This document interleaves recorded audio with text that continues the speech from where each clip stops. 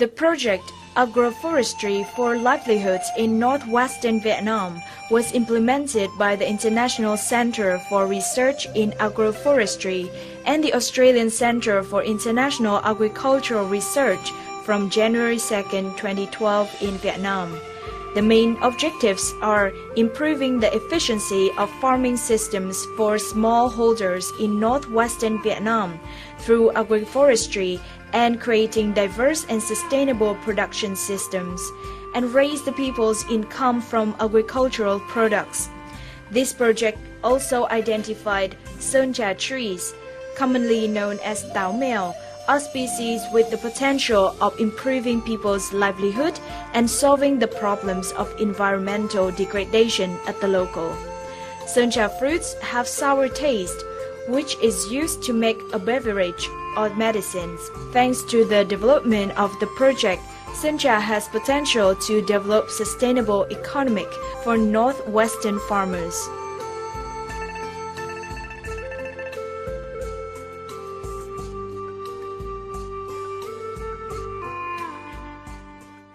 Hello and welcome to Sharing Vietnam on VTC 10 Net Việt Am Nhật. In our program today, we have a talk to Dr. Delia Catacutan, Director of the International Centre for Research in Agroforestry, and she will share about the topic of developing central cultivation in Vietnam. Thank you, Dr. Delia Catacutan, for joining our program today. First of all, can you share the brief introduction of the Agroforestry for Livelihood project, which has been carrying out in Northwestern Vietnam? The Agroforestry for Livelihoods for smallholder farmers in Northwest Vietnam started in 2011, and it will go until 2016, middle of 2016. It covers 3 provinces in the region, including Xuân La, Yên Bai, and Dien Bien. And the objective of the project is actually to improve the performance of smallholder farming systems through agroforestry, as well as to protect livelihoods of local people. So what are the first outcomes of the projects in terms of the cultivation and farming renovations?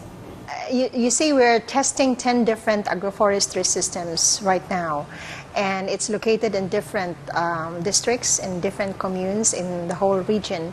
So what we've found so far in the research is that these 10 agroforestry systems are really effective in controlling soil erosion, as well as increasing the yields of the associated crops. So imagine if this is widely practiced by smallholder farmers in the Northwest region, it would have been a very good, it would provide them with better income, better yield, and better livelihoods for sure. But right now, the spontaneous adoption of this agroforestry system is not yet visible because we're still at the trialing stage. However, we are anticipating for greater impacts once this is being adopted widely. What did the project help the local people to find the output for Sơn Trà, which has long been a serious problem? There are actually 4 objectives, right? The first objective is to test different agroforestry systems that might be adopted by farmers. The second is actually to produce high-quality planting materials for both grasses and as well as a different variety of tree species. And the third one is actually linking producers or small farmers with the markets. So that particular component is very special actually, and very challenging as well, but very critical for the success of the project. We believe that if we don't link the people, the smallholder producers to the market, it wouldn't be as attractive as to the farmers. So that's what we're currently doing, actually helping to develop and expand the market base of these agroforestry systems, particularly one special species, which is Sơn Trà, or I think it's called Táo Mèo in the local dialect.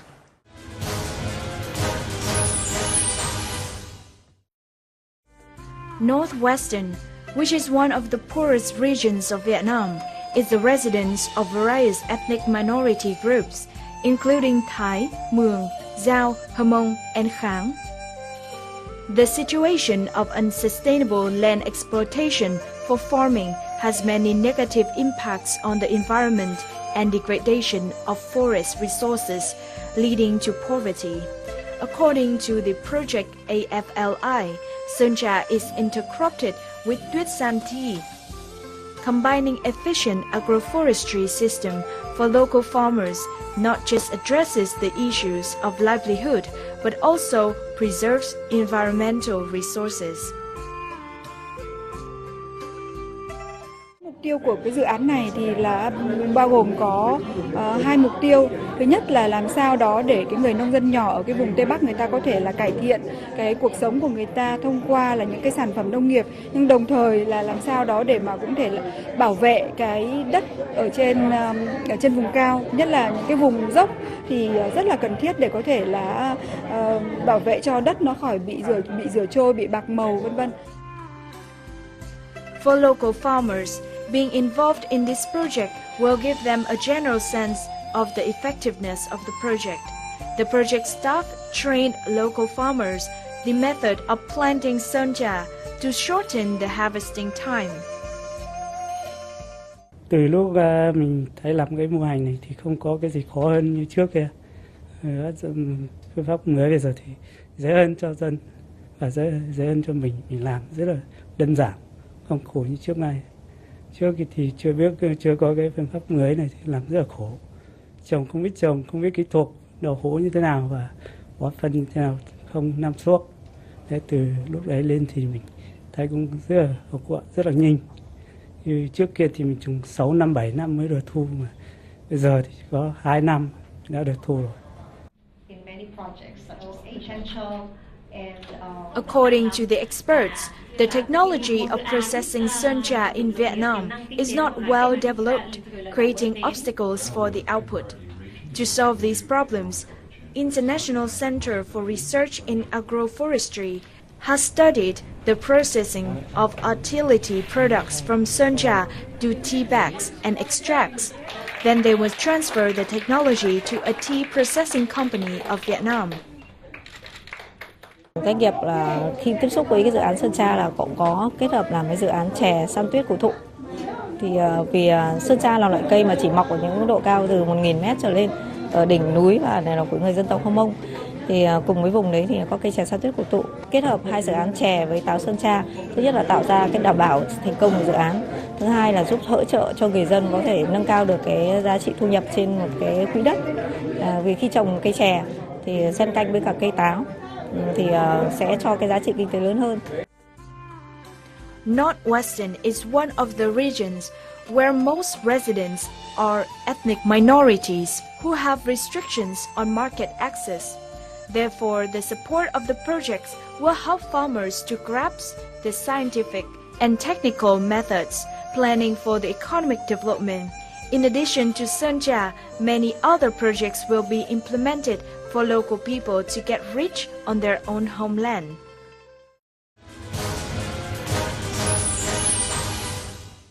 Actually, when the project is finished, local farmer cannot continue the project sustainably and effectively. Have you prepared a plan for this problem? Yes, of course. That's part of the project, actually, to look at the sustainability aspect of agroforestry. So currently, we are partnering with the local government, particularly the DARDs, the local DARDs of Sun La and Dien Bai, and also in Dien Bien. So we are partnering in a scheme which we call a co-matching, scheme, wherein the local government, the DARD, co-invest with us researchers on setting up what we call a landscape scale agroforestry system. So we thought that by doing this, it will enhance the sustainability of the project. Well, Sơn Trà is a tree which has a lot of distinctive growing features. Did you encounter any difficulties when guiding local farmers to develop and growing this kind of tree in Western Vietnam? Yeah, well, a lot of challenges, because first of all, this species, Sơn Trà, is not commonly grown on farms. So they are actually a reforestation species. So it's grown wild in many places, or it's grown in reforestation areas, which is managed by the government. So actually farmers really lack the skills to manage these trees. So they just go on harvesting the fruits without caring about the trees themselves. So it was very difficult. So these are the issues that they presented to us, and we are responding to that by providing them with additional skills to manage the trees better. Will the connection with the purchasing companies ensure the long-term development for this project? What are the main output markets for Central product? Currently, the market is very weak.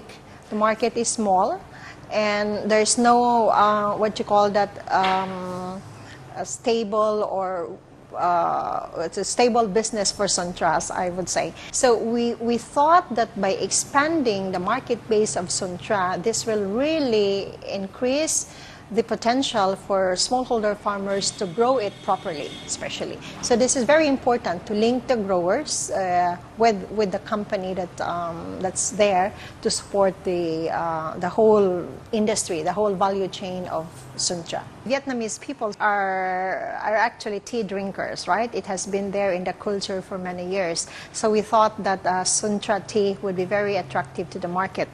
Yeah, not only even here in Vietnam, but also abroad. The company that we are partnering with actually exports their products abroad. But at the moment, since it's a very young industry, the plan is actually to do it on a stepwise basis, starting with medium-scale production, and then once the market is, more established, then the next step, which is large-scale production, can follow. What is your expectation towards the efficiency of this project, especially the economic efficiencies of Suntra for local people in Northwestern Vietnam? If the farmers in the Northwest will adopt the system, it would greatly help them improve their yield, their income, as well as contribute to their livelihoods. Of course, also contributes to environmental sustainability.